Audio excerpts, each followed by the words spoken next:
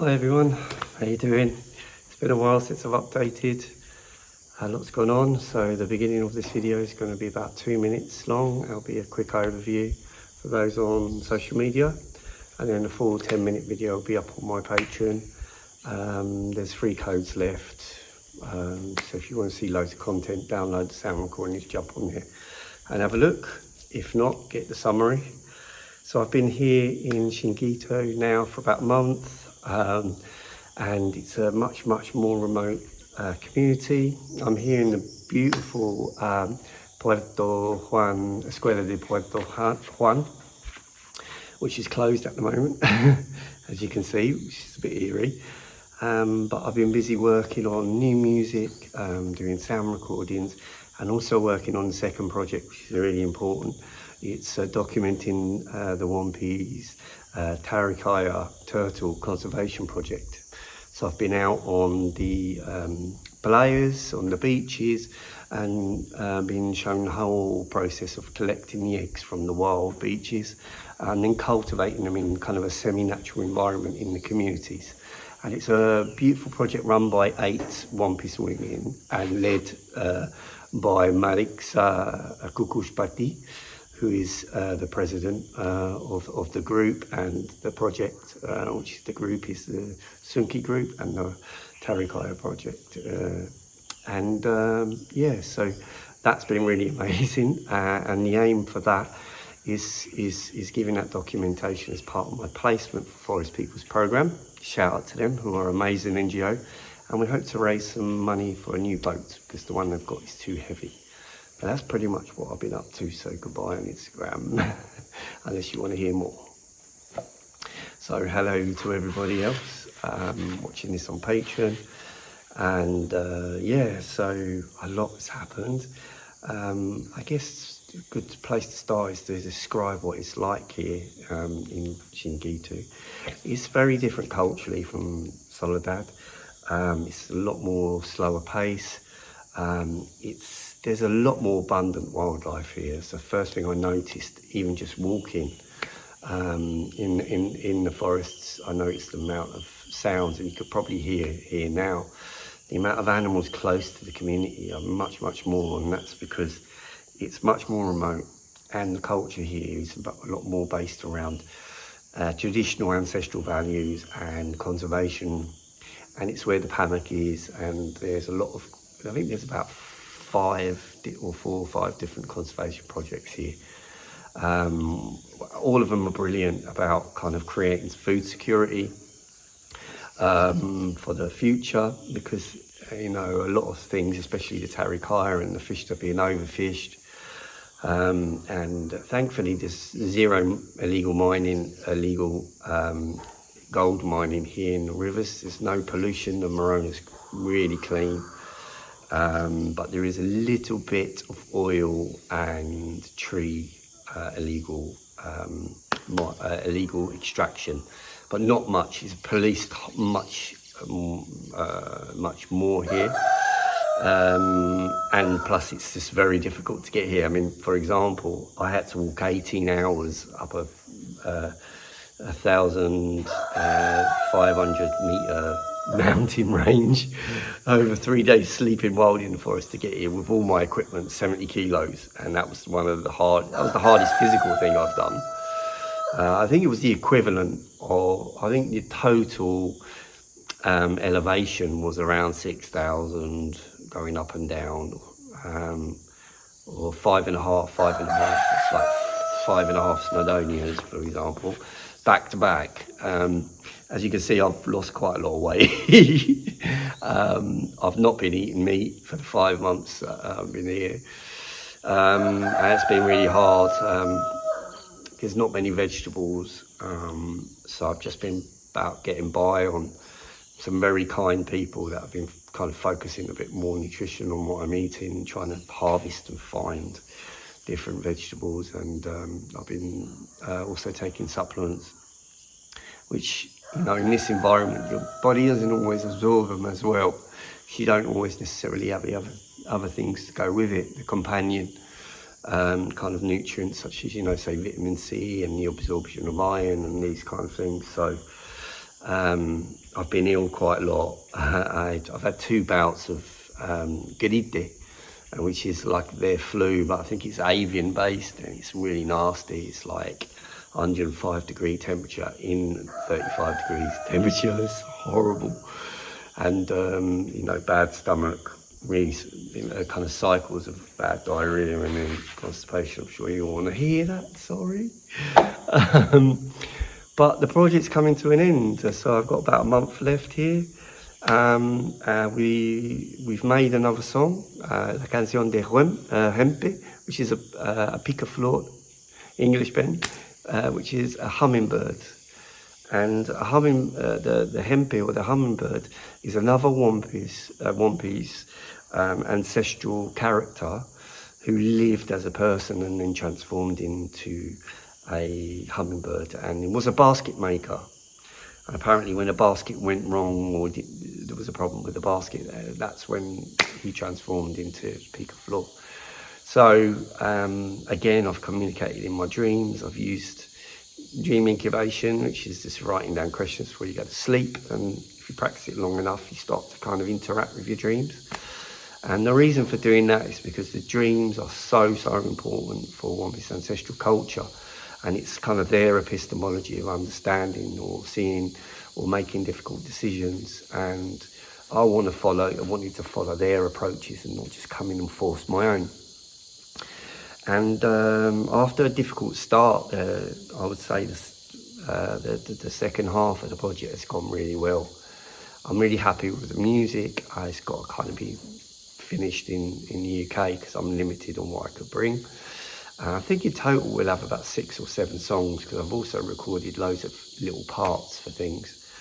Been getting out, recording sounds, and we've been identifying their names in the Wampe's language, and also been identifying their colour and their size and having a visual description. So I hope to work with a visual artist, a watercolour artist, to create some depictions. Some of these birds might not even have a Spanish or Latin scientific name. And then the idea is to create a kind of trial of an app which they can use for their education, to click on different parts of the territory to hear these sounds of nature, and then maybe a bit of information about, you know, the story or transformation or even a song. So I've managed to record a few more songs. I've actually managed to record Arnhem songs. I believe they're going to be the first time they've ever been recorded. And the Arnhem songs are slightly different from the Nampet songs, which Nampet songs are kind of like romantic songs about 2 animals together from the perspective of animals. But the Arnhems are kind of incantations. They're used as a purpose to help something. So for example, there's one to help the yucca crops grow. There's one that we've got for the conservation to help conserve the forest, and some of them are used for someone to fall in love with you, some are used for going to war, and these kind of things. So that's a great big honour, and hopefully we'll be continuing the British Library archive, which is owned by the Wampe's, controlled by the Wampe's people, and put them on this online app as well, if they're happy for them to be public. But that's pretty much it on the projects. So some people have been asking me online, you know, where does the anthropology come into it? So I work very differently, you know, because I'm doing an anthropology PhD. I work very differently. I've been brought in as an interdisciplinary researcher from the arts, from outside of anthropology. And it's sometimes been conflictual with my supervision generally not. It's generally, at Sussex is very, very open-minded, and they're really looking to explore these avenues or these different approaches. But the anthropology for me is always a secondary observation and consideration of the experience of co-creation.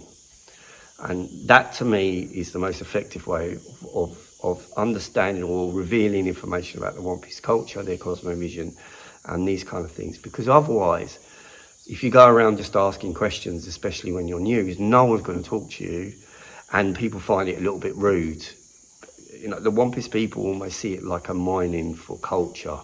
It's the same as the gringos or the extranjeros or the foreigners come over and start to kind of collude and coerce people and start to take the wood and all the rest of it. It's another thing that, an outside person's coming to take. So for me, that is always the primary methodology, and whether my supervision team or Sussex like it or not, that's how I'm working. Because for me, that's the most respectful. And secondly, which is slightly different, again from anthropology, is I try not to have, I work towards predefined goals for practical work. So for example, we want to create an album to raise money for conservation projects. We want to record sounds and their names in Wampus language to preserve the cultural heritage of the Wampus people. For example, we want to do some analysis, thank you mate, we do some analysis of the sounds as a way to determine the health of the rainforest. And these are all things that the Wampus people want. So they're the primary objective, and then the anthropology kind of is just writing about the experiences doing these projects with people in the community. For me, is the way that I work, and it's the most effective based on my master's thesis and based on what I'm proposing for this.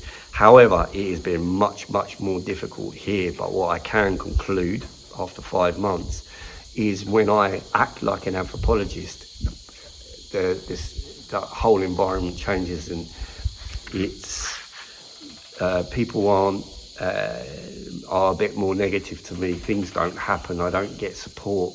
People don't really want to help with the project. But the moment that there's a kind of collaborative element to it, people open up. So that's the way that I'm working, and I'm just going to write about it. And the thesis is another step away from that, so to speak. So the focus of the thesis is how can collaboration with extra humans stop ecocide or help protect the rainforest. So extra humans are the animals, plants and spirits that live in these forests since time immemorial for the Wampus. So it's exploring their cosmovision or their epistemological, their ways of understanding or generating new knowledge. And so that's been, again, pretty amazing. And considering the primary kind of tool for communicating with the extra human is visions and dreams, that's what I've been approaching. That's been my primary approach, but it's been through dreams. I've not gone down the plant medicine route. Potentially that's a separate project because I'm already doing too much, and that needs a focus on its own. So I've been asked to help with the commission of their first academic paper surrounding the documentation and formalisation of their ancestral practices with plant medicine and their maestros, which there aren't many about, as a way of informing a new school to help teach the new maestros about different plant medicines and their use as a way of seeing the future, as a way of making difficult decisions, and most importantly, as having a connection to nature. Because I've had many, many conversations, and many of the leaders have all said to me that they think a main reason for maybe the younger generation not being as connected with nature is because of the practice of taking ayahuasca, which is highly sacred in their community and in the Wampus community, is not really happening anymore. But I think it's a loss of knowledge and understanding of it.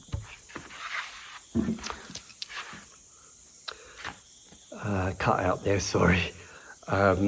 Yes, a loss of kind of knowledge of the ritual practice and the making or how to obtain the different plants, the locations. There is knowledge still here, but there's not many people, not many maestros that are actually able to prepare it all now. So they want to get them all together, and from other indigenous communities such as the Shipibo, to share knowledge, document, and then go out and actually document all the different plants and the ones with medicinal value that aren't used for vision quests, and aren't used to communicate with nature or ancestors. And yeah, I mean, for the Wampis people, for the leaders, the primary use of ayahuasca is you get one of two visions. You get one as a warrior, like a Waikamu, and you get one which is like a Tarimat Puja or Buen Bibia, you know, it's about, you know, kind of future and living well. And they're normally, you know, a strong vision of you in the future, and having a conversation with the new Pamuk, who's just been elected, by the way, it's just been announced, who's the coordinator of this project. And his vision was, he had this when he was young, when he was a teenager, I think, when he had it. He had a vision of him being a leader. So it can really influence, you know, how you act in your life when you have kind of these powerful visions.